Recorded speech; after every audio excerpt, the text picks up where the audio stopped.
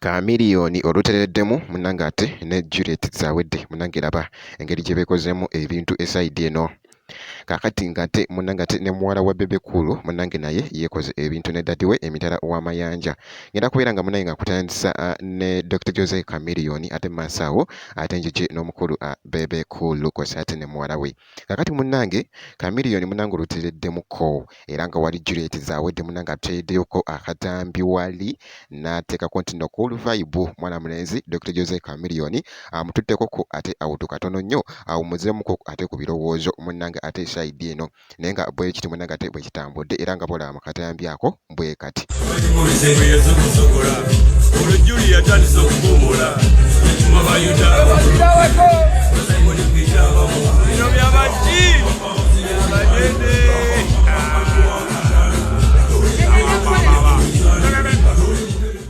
Naye nga akatambi ako nako katwedinze nnyo ate ku mukutu ogwa Facebook ne TikTok esayidi eyo era nga ngenda kubeera nga nkuwa update yonna enaafa ku mwana mulenzi ono Dr. Jose Chameleone eno mu USA gy'ali ne Juliet Zawedde. Kakati munnange kankuggyewoko awo katono nnyo ate nkulageko munnange Bebe Cool ali mitala w'amayanja era nga twategeddeko nti no ali mu kushootinga vidiyo ye munnange ate eya circumference ate esayidi eno era nga munnange ku sayidi y'emu yabadde atambudde ne muwala we era nga muwala we nga omulaba babadde beekola ebintu ate wali mu katambi era nga ku sayidi y'emu munnange gabadde mazaalibwa ga muwala we.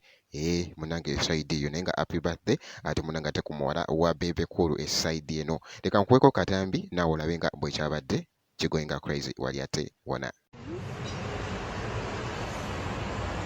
Happy birthday. Thank you.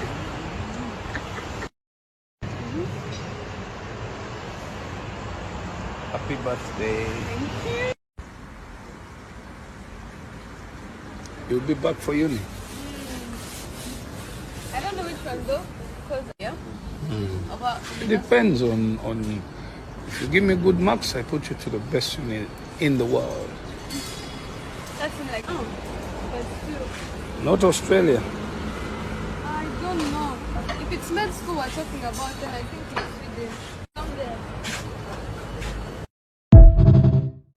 Naye nga bwe kityo munnange ate bwe kitambudde making sure nti no osubscribinga obeera nga tonaba video osobola ogimpira like ate wali kibeera kitambulira ddala bulungi nnyo. Ngenda kubeera nga nkomawo ate mu maaso awo ne update endala bwe kiti.